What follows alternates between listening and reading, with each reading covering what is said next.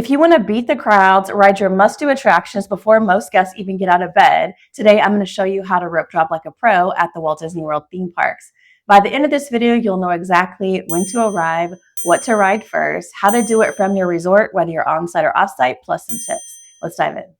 Hi, I'm Shannon from wdwprepschool.com, and I'm a little bit obsessed with analyzing and strategizing about Disney World, which is why I made it my job. And that includes rope drop strategy, which is one of my favorite things in the whole world. If you're not familiar with the term rope drop, it literally just means park opening. So in this case, arriving early and being ready to go on rides as soon as they open. There are two rope drops that I want to talk about. There is the first rope drop, which is if you're an on-site guest and you get an early entry time of 30 minutes, that's the first rope drop. The second rope drop is at regular park opening.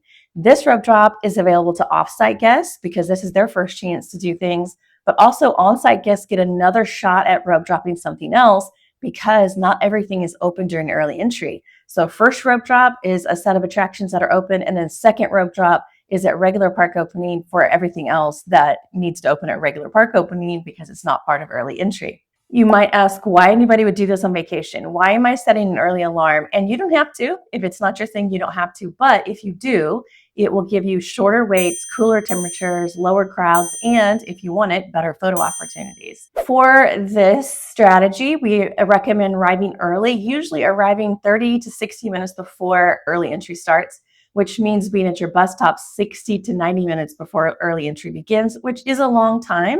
But what we are doing basically is spending some time in the morning on this strategy so that once we start going on rides, we can do it faster without spending time in the queues. Now, let's start talking about all of the individual parks, and I will talk about how early entry works there, as well as different strategies that you can use. Let's start with the place we always start, Magic Kingdom. So the way that early entry works here is very unique because it is unlike the other parks, which is, I guess, the definition of unique. So when the tap styles open at the front of Magic Kingdom, you can go in whether you are on-site or off-site. Everyone can go in when the tap styles open. Everyone can go down Main Street, and everyone can go through the hub in front of Cinderella Castle.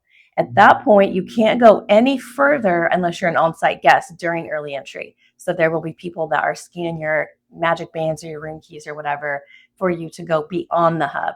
But if you are an off-site guest, you can still be on Main Street and in the hub, which means you can get photos, you could go to Starbucks and get some breakfast, etc. To go beyond the hub, you have to be an on-site guest with early entry access if you're there during the early entry period. Now, for early entry at Magic Kingdom, there's only two lands open, Fantasyland and Tomorrowland. And not 100% of things in those lands are available, but those are the only two lands that are open. So the first rope drop is going to be things in those lands, and the second rope drop would be things in the other lands that are not open. Where most people go for early entry is Seven Dwarfs Mine Train. Seven Dwarfs Mine Train is a single pass lightning lane, and not everybody wants to buy it, or people will buy it and they want to ride it twice. So they'll ride it once during early entry as their first ride, and then later in the day as a lightning lane single pass. I, however, do not enjoy generally going to the most popular ride first because to me it just feels too chaotic. I don't want to start my day like that. So my preference is to go to Peter Pan's Flight. Peter Pan's Flight is a popular ride, but it is not quite as intense during the early entry period.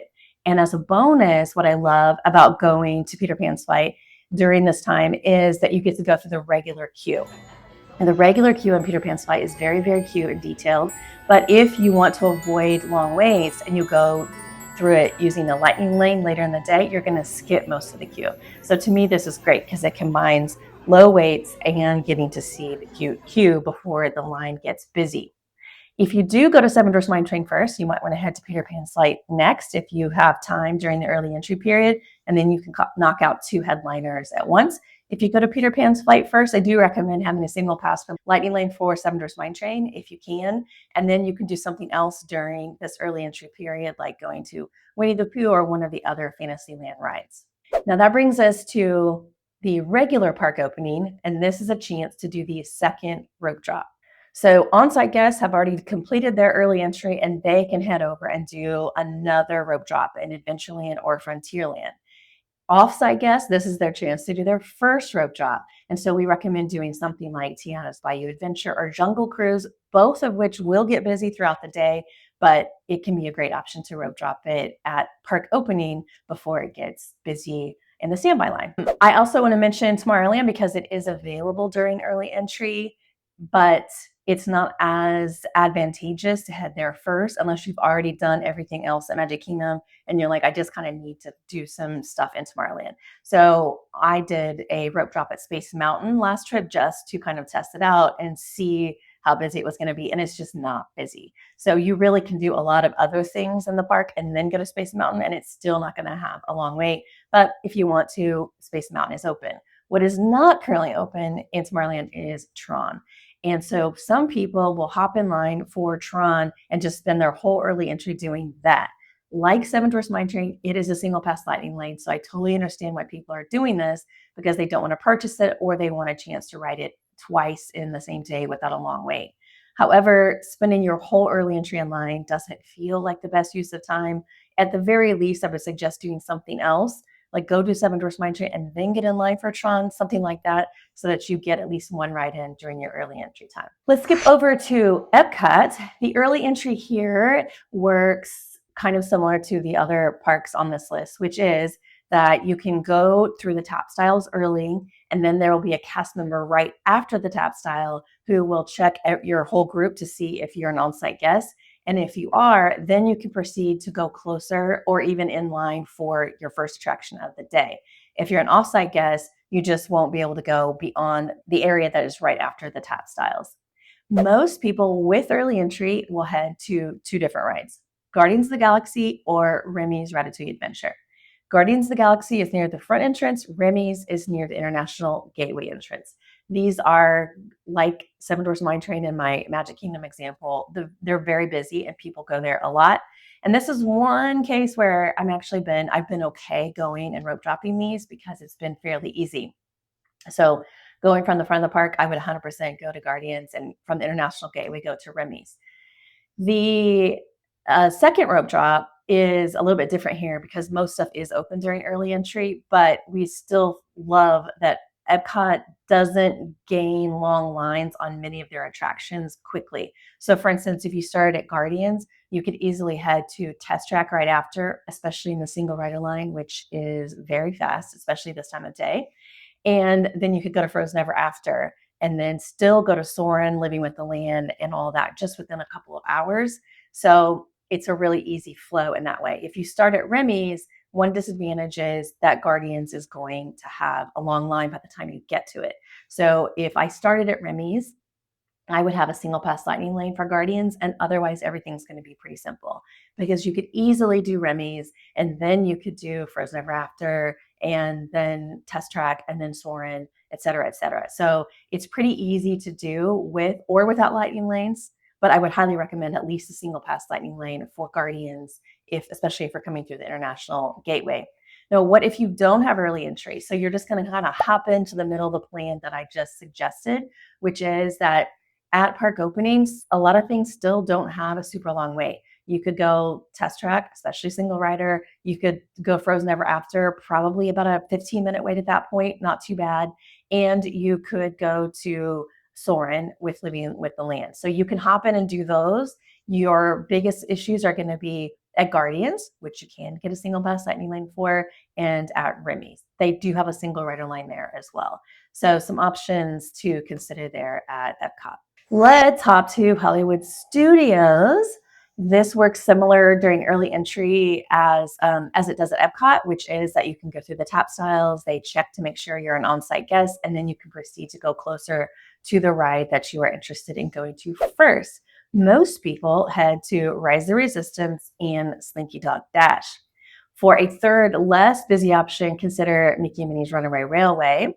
But there's lots of different choices here. Now, here is my issue with Rise the Resistance. It is down literally 50% of the time. So it is a huge gamble to head over there and use your 30 minutes of early entry time on a ride that may not be open. So it is a risk. Again, I would highly recommend getting a single pass lightning lane for it because that makes it much easier. If it does go down, you'll still have a lightning lane to board it once it's up, and you're not using all of your early entry time on that. Slinky Dog Dash is a very difficult lightning lane to get because it is so popular. I can see why people want to rope drop it, either because they couldn't get a lightning lane or because they just aren't using lightning lanes at all. So that is another option. I always prefer the less chaotic option. So Mickey Minnie's Runaway Railway would be much, much more appealing to me. I also often will head to Tower of Terror and then Mickey Minnie's Runaway Railway, but you can swap those as well. And that just makes for a much easier start to the day. What if you don't have early entry and you're offsite guest or you arrive later? Then there's a couple different options. One is the less chaotic option that I mentioned, Mickey and Minnie's Runaway Railway or Tower of Terror. Those are always going to be good too at regular park opening. But another thing to think about is characters, because the characters are not part of early entry. And so you can go and rope drop a character or two if you would like once the park is officially open. All right, last park, Animal Kingdom. Now, the most popular here is, no surprise, Flight of Passage. And again, it's a single pass lightning lane. So just like the other parks, I understand a lot of people want to ride twice or they don't have a single pass lightning lane. So this is their one chance to do it without a long line. It is, however, very, very busy and most people go that way. My preference is to go to Navi River Journey, which is right next to it and will be a complete walk on at this time of day, and have a single pass lightning lane for Flight of Passage later in the day. Navi River Journey, a lot of people argue it's not worth the effort, but the thing is that I don't want to spend a long time in line on a ride that isn't worth the wait. So I would rather do it during early entry and just go from there. My preference after that is to head to Kilimanjaro Safari because this is not open during early entry. I have seen the occasional reference to it being open, but it is not on Disney's official list of things that are provided during early entry, and we have never been there when it was open early. So my preference is to do something during early entry and then head over and get in line for Kilimanjaro Safari. So that might answer the question of if you don't have early entry, if you're an offsite guest, what do you do? I would definitely head to Kilimanjaro Safari or Expedition Everest because they make a great second rope drop option. As a reminder, Expedition Everest does have a single rider line, one of my favorite single rider lines in all of Disney World, because it can let you go on it multiple times if you are okay sitting next to a stranger. Okay, so that's all the parks and how I would recommend starting the days at each. But what if you don't want to rope drop? Then you definitely don't have to. Consider instead, if you don't want to be up early and doing all the things I'm talking about, consider booking lightning lanes that start later in the day so that when you do arrive, you don't have long waits. And or the things that I've mentioned, you can invert them and do them late at night. So the things that are the best in the first hour are also good in the last hour usually. The later a park is open, the more effective the strategy is. And that's because later in the night, people will start to leave. And so the lines tend to go down at the end of the park hours, the official park hours. And just as a reminder, the official park closing time is just when you have to be in line for an attraction. So if a park closes at 9 p.m., as long as you're in the line at 8:59, you still get to go on the ride. So that's not when the park actually shuts off the lights and you have to be kicked out. It's just when you have to be in line. So you can do that if you're a late night person. Totally understand. We just are rope drop people. So that's what we tend to talk a lot about. We do have graphics on each of the parks as well as touring plans to help you plan out your days in each of them. And I will link to that in the description. Please leave your comments or questions down below. Thanks for watching.